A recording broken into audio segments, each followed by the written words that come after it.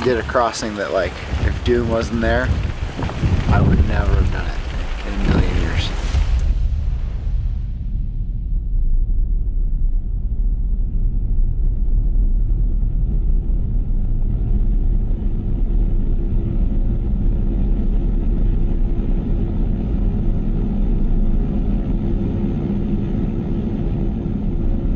Years ago, I witnessed Iceland's massive glacial rivers from above for the first time. I guess you could say that in that moment, the seed was sown, and I was obsessed.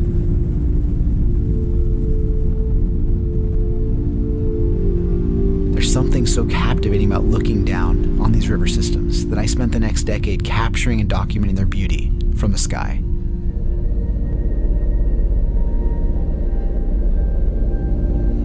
It wasn't until about 2 years ago that I was driving back from Iceland's East Fjords that the idea finally hit. Would it be possible to cross this remote stretch of coast on my bike, unsupported, in order to get up close and personal with these rivers? What would it be like to experience them on the ground level? I spent the next year poring over maps, talking to locals, and most importantly, learning how to raft, the key ingredient to this crazy expedition.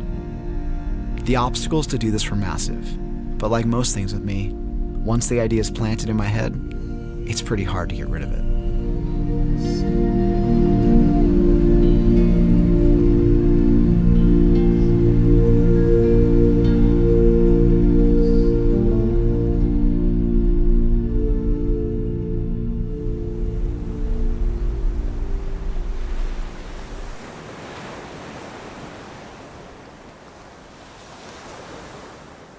What do you think?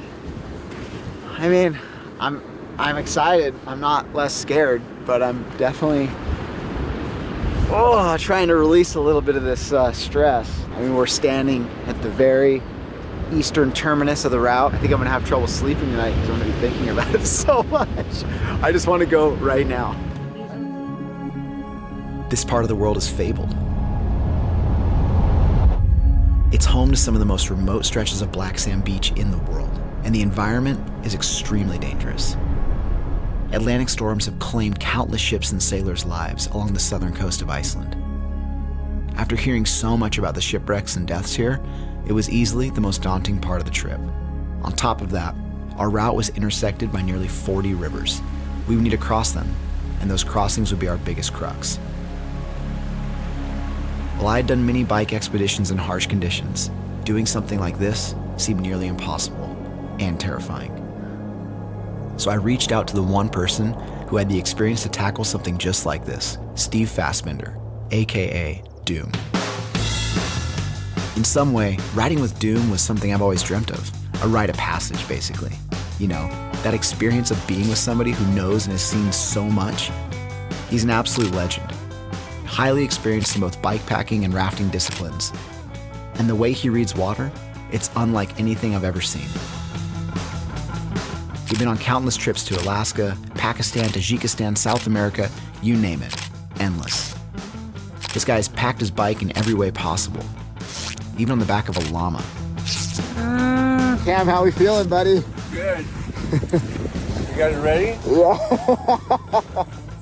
Also joining us would be Cameron Lawson, a legend in his own right, an adventure photographer and Alaskan bush pilot who had some bike rafting under his belt too. He bike rafted the lost coast of Alaska and also floated 200 miles of the Yukon River, and it made sense that he would round out the crew.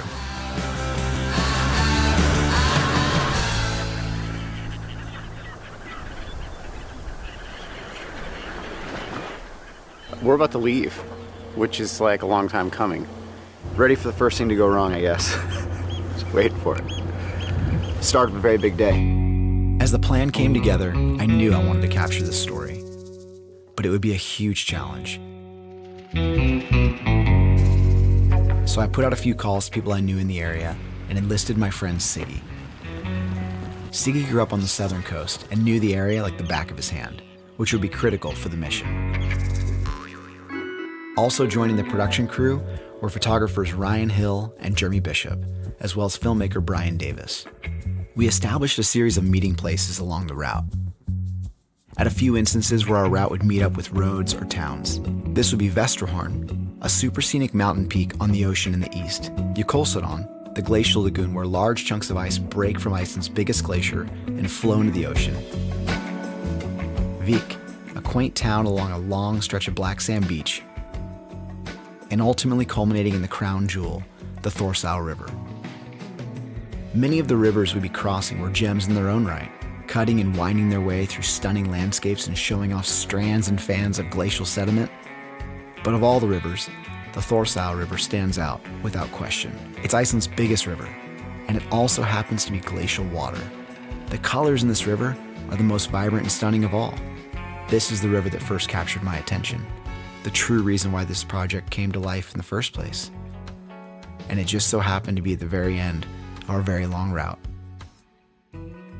But with so many dangerous river crossings between here and there, I wasn't actually sure we'd make it to the Thorsá at all.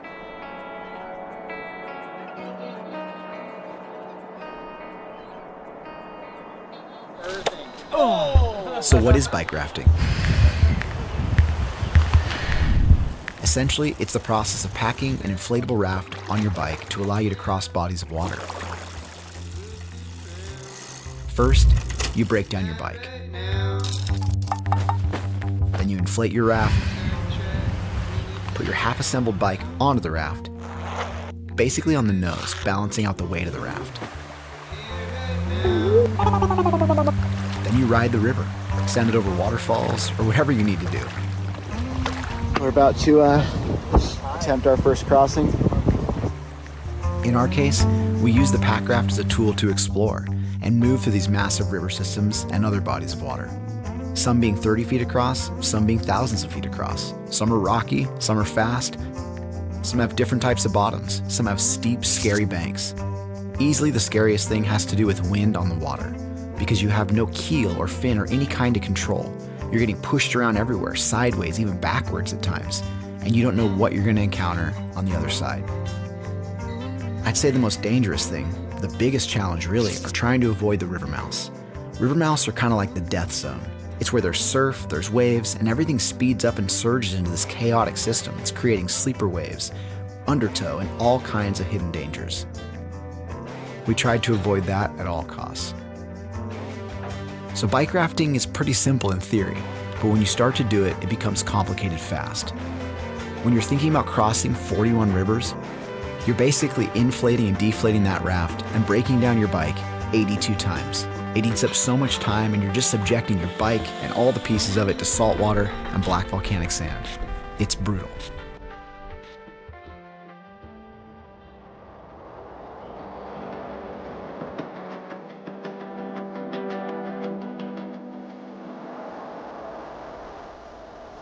It felt so good to be finally off and riding. But right off the bat, we encountered our first problems.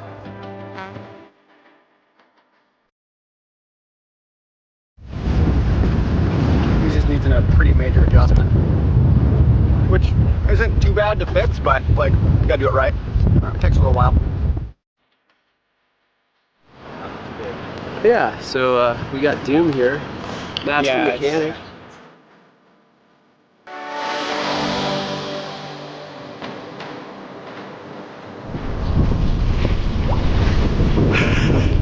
This is crazy. I can't believe we're here.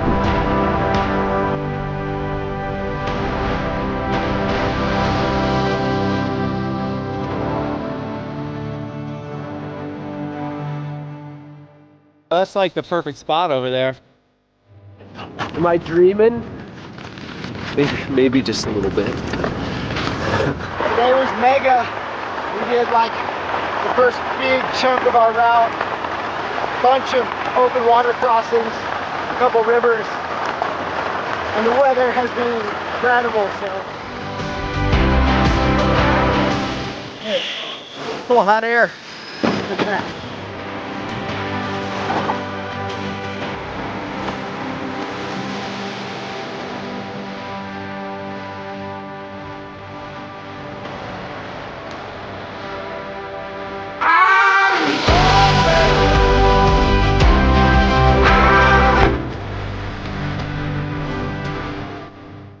Oh my God! This is incredible. Woo!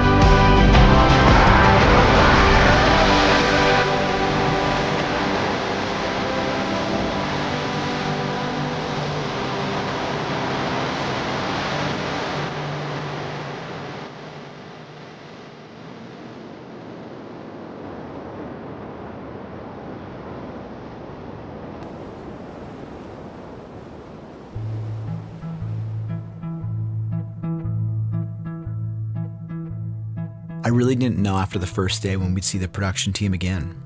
They had our GPS location and were trying to track us from a distance and find areas where they could meet up with us. But the problem is waves and tides on these beaches cause the sands to shift constantly. Sometimes new islands are formed in a matter of days. Other areas of the coast are separated from roads by impassable volcanic terrain. The most promising areas for coastal access are often private farmland that's guarded by farmers who are protective and wary of tourists. We just arrived to Hotel Smyrlaberg. They told us we could grab a cup of coffee here and we're also going to ask them about roads that lead down to the shore here. Yeah. Well, this road will definitely get us part of the way down.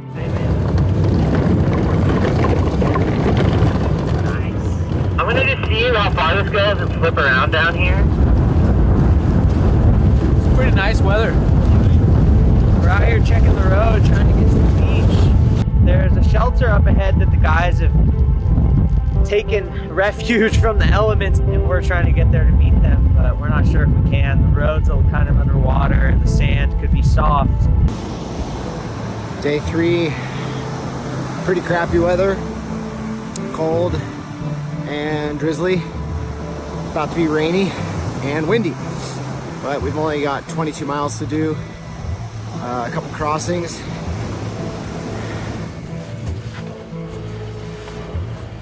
It's not ringing. Afterlife. Flash. Yeah. Next number. I've been in a total goose chase. I've been calling like a million farmers. But hopefully we're able to get a driver for tomorrow that has a truck capable of taking us down to the shore. Because it's not a good road down there.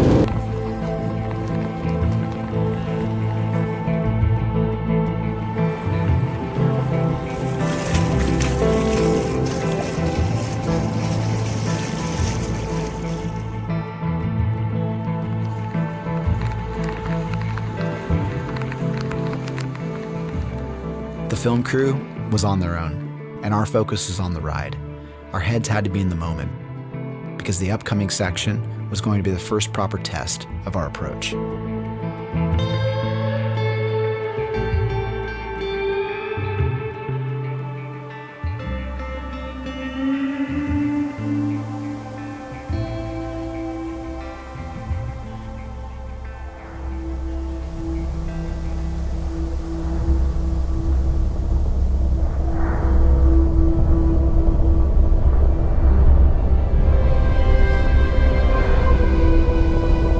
What makes Iceland's glacier rivers so captivating is the unique process that creates them.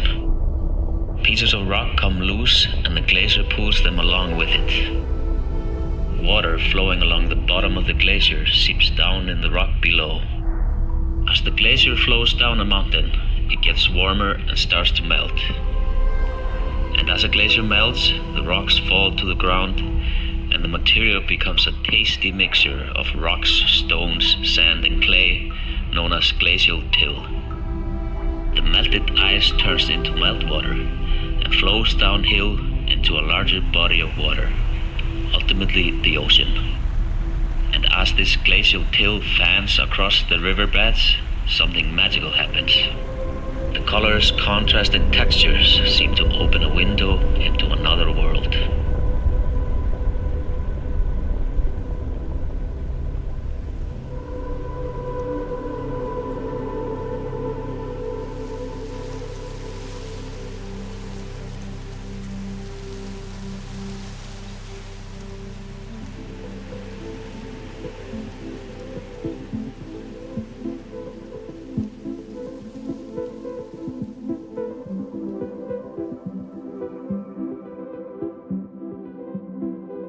We had just made our most challenging crossing, and so far everything was looking good. The weather had cooperated, and our equipment was tight.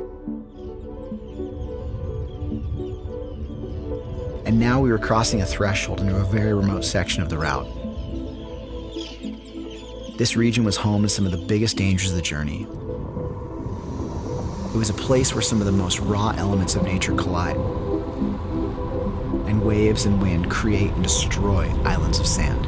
They actively change the shape of the coast from day to day. Here, the largest glaciers break off into the Atlantic Ocean. Visually, this place is full of beauty, but I knew we couldn't be naive to how fast the conditions can change for the worse.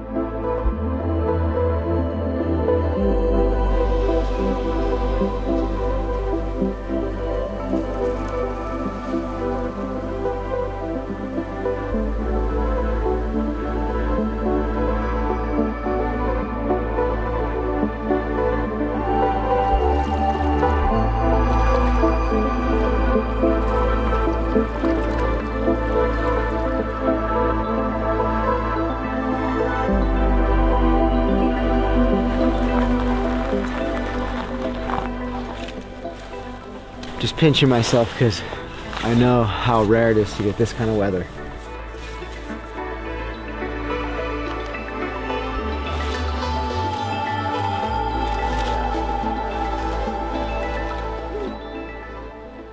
My friend Mumi, who is a local Icelander, joined us for a small section. He said he'd been tracking our GPS. As an experienced guide and cyclist, I knew he was keen for an adventure. It always blows my mind how tough Icelanders are, and that he was eager to jump on a ride like this at a moment's notice. I don't think I've ever seen a whale this intact, washed up. This must have like just happened. This is wild.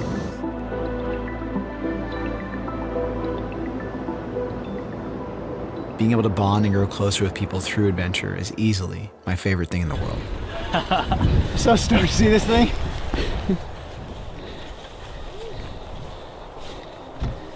There are a number of emergency shelters along the route that we hunkered down in. As I was planning the route, I had learned their fabled history. The remote emergency shelters are used as a sort of hut system that is designed to save you in case the shit hits the fan. The emergency shelters and the hut system really was designed specifically along the south coast, not for travelers or tourists, but for sailors, who over years and years of traveling here had lost their lives trying to get to the coastline, specifically the south coast, where putting your boat through some of these waves was absolutely the most dangerous thing you could ever do. Knowing the purpose of these huts, you understand clearly that you're submitting yourself to an area that human beings are just not meant to exist.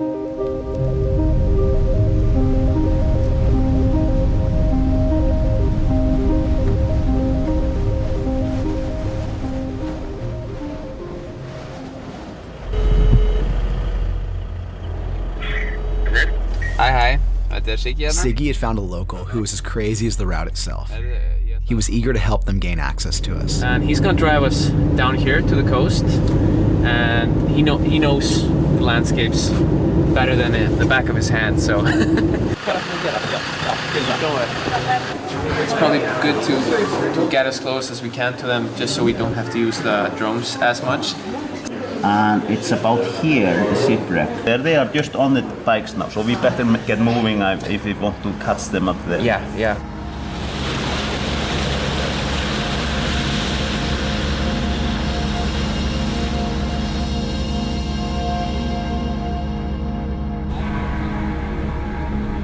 Problem.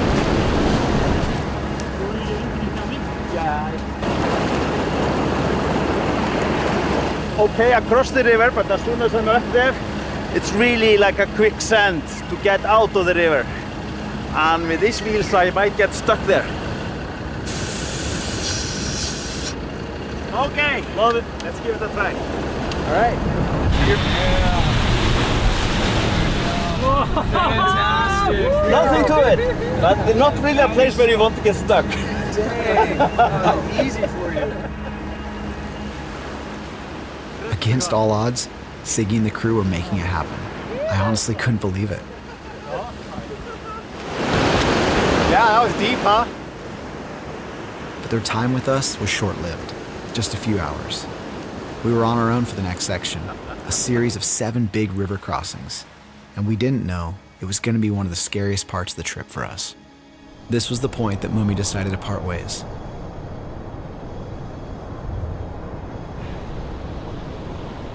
When you're out here in such an exposed place, where the elements are so raw, things can get serious really quick.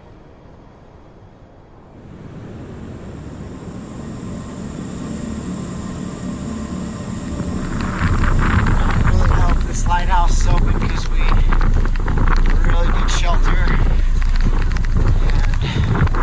And kind of running low on energy.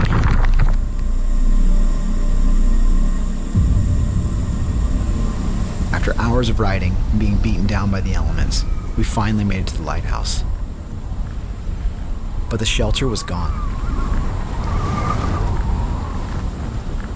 We soon realized it had been buried in 8 feet of sand. We were standing right on top of it. I knew there was another shelter, but it would require 3 more huge river crossings.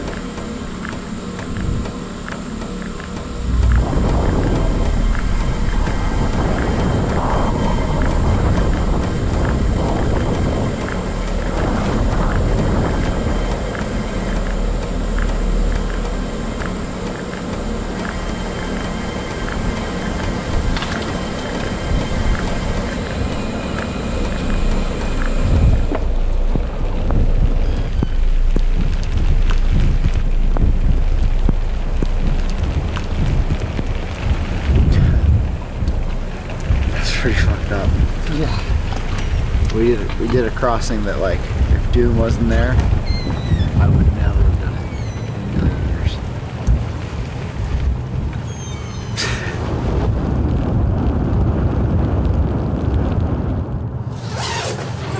Oh my god. We were all processing what we'd just gone through in our own ways. It was fucked. Yeah. None of the crossings have been dangerous in any way at all, but that one had danger that I didn't like. Cam was pretty beat down.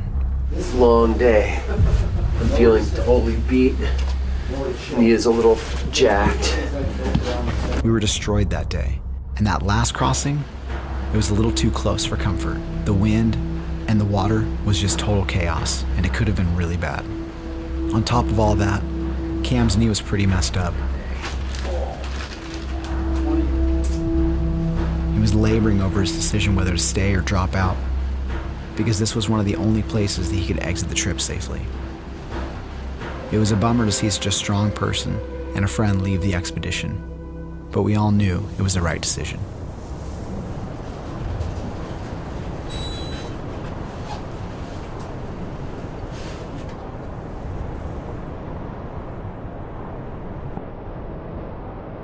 The hope of us all finishing together was lost. We did still have the Thorsau River in our sights, though. Doom and I pushed on.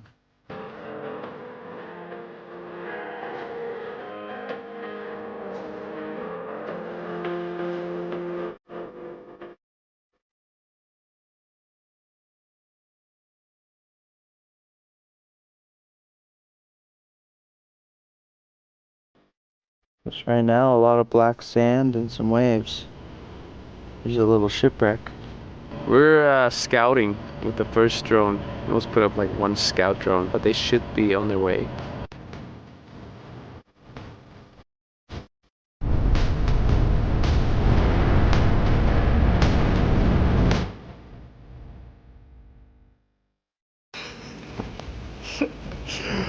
We're so beat.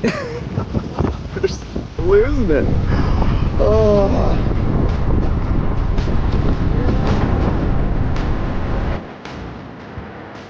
Whoa. That is so cool. Ég var að skoða þetta á map.is. Reynir drove us out here.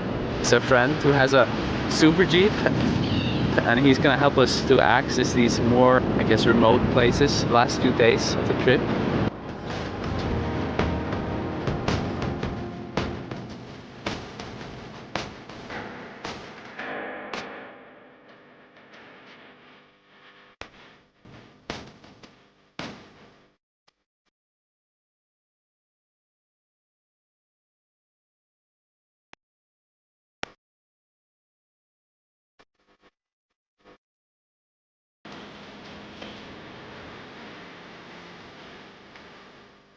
My good friend and pilot Arnar surprised me on the last day with a flyover in his Piper Cub. It was an inspiring gesture because it was with him just a few weeks earlier that I had scouted many of these rivers from his plane. I'm not. Oh yeah. So awesome. It's moments like this that make you realize why these kinds of expeditions are meaningful. Here we were with nearly 300 miles of the hardest sand riding in my life and close to 40 river crossings behind us, with our final approach to the Thorsau River, and a friend comes to wave you on.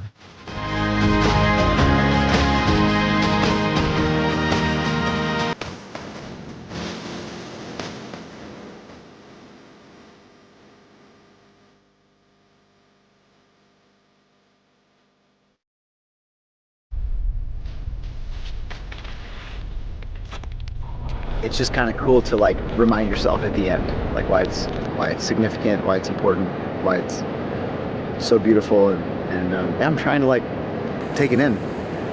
I think the coolest thing is that a lot of these rivers, to me, were once like so scary, and they still really are, maybe more now. But I understand them better, and to navigate them is to know them, to like love them, I guess, and that's really cool. And you know, I've flown over every single one of these for like the last 10 years and photographed them, and now to be in them is like really significant.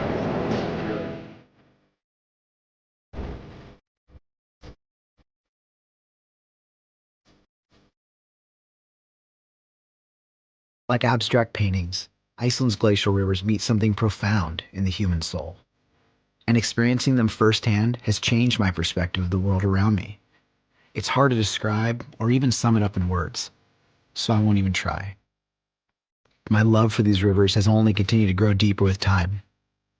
And my hope is to share that beauty with others, so that hopefully they will want to advocate for these wild places just as much as I do.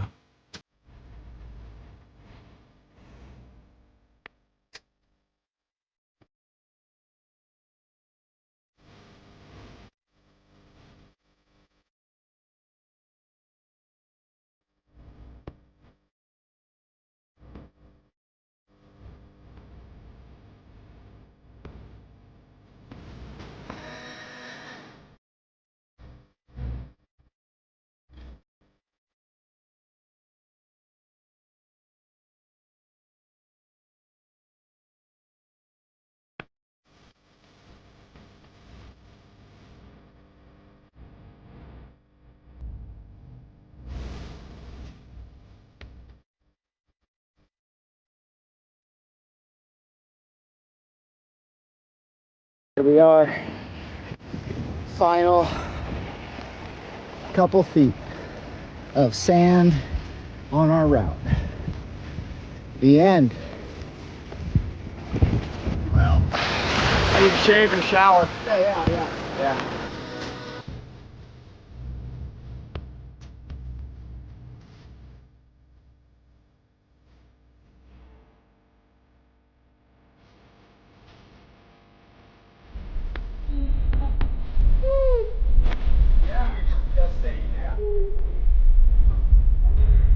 It was the company that made it sick, you know, like you would never want to do that alone. It's just so lame. That's why you do these things. Yeah, absolutely. Camp's done. Work is done. It's over.